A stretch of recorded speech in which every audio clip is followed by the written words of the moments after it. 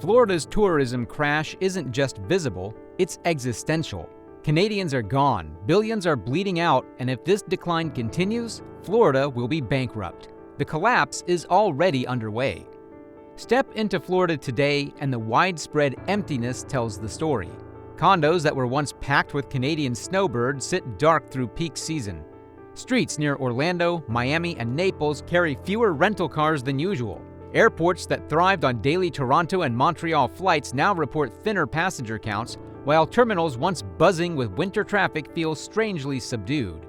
The numbers confirm what the eye already sees. In the first quarter of 2025, international arrivals to Florida dropped sharply, with Canadians being the state's largest group of foreign buyers leading the decline.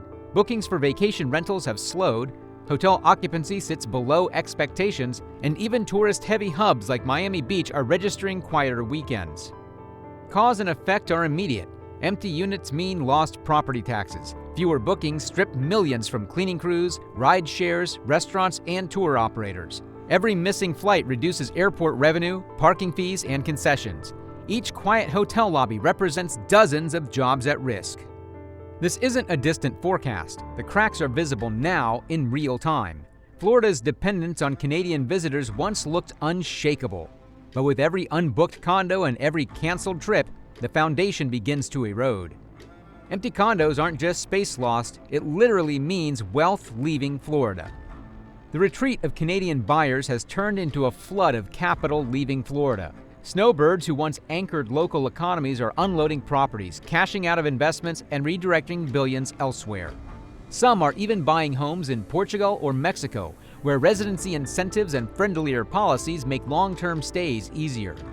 Others are shifting their spending to Caribbean islands or simply keeping the money in Canada, closer to home. For Florida, every sale is more than a transaction. When a condo is sold to a foreign owner who no longer visits, rental demand collapses. That lost income ripples outward. Property managers lose contracts. Cleaning crews lose work. Restaurants serving seasonal crowds close earlier. Retailers and shopping malls see inventory unsold. The construction industry, once booming from constant renovation and new builds, stalls as demand evaporates. This dependence on Canadian cash, which was once celebrated as a stable foundation, is now a glaring vulnerability.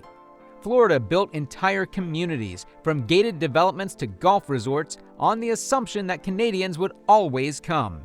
But with money flowing south to Mexico and across the Atlantic to Europe, the state's reliance has been brutally exposed. Look a little closely, and you'll see Canadian dollars are vanishing nationwide now.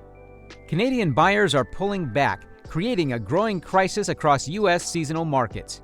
Houston, Philadelphia, Chicago, and Arizona are all reporting significant drops in cross-border spending, affecting hotels, vacation properties, and tourist attractions that relied on this income.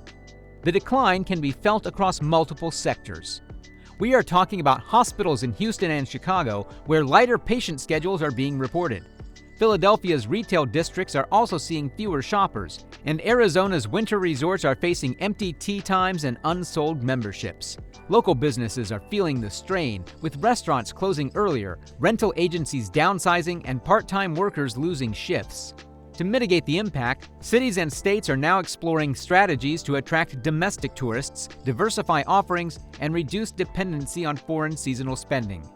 Behind the numbers are lives, and each absence cuts directly into survival.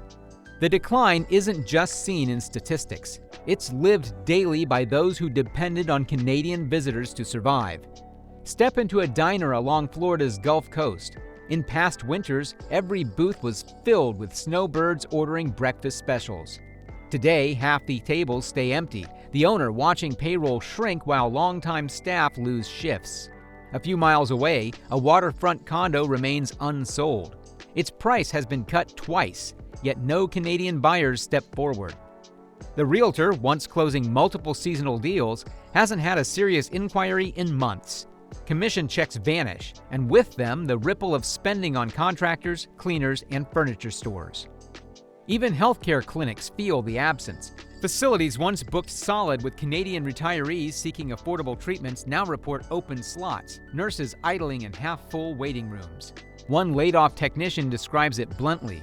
When the Canadians stopped coming, so did my job. Each story points to the same systemic weakness.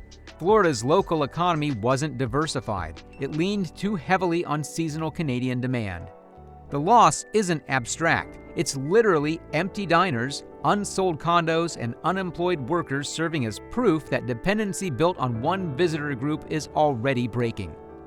Get this, what vanished wasn't only money, but the sense of belonging. For decades, Canadians treated Florida like a second home. Winters were automatic traditions repeated without question. But that rhythm is breaking. This isn't a pause in travel habits, it's a pivot away from the United States altogether. And the reasons go deeper than economics. Many Canadians describe a shift in how they are received. Where there was once warmth and welcome, there's now a colder, transactional attitude. They no longer feel like valued seasonal neighbors, but like outsiders overstaying their welcome. That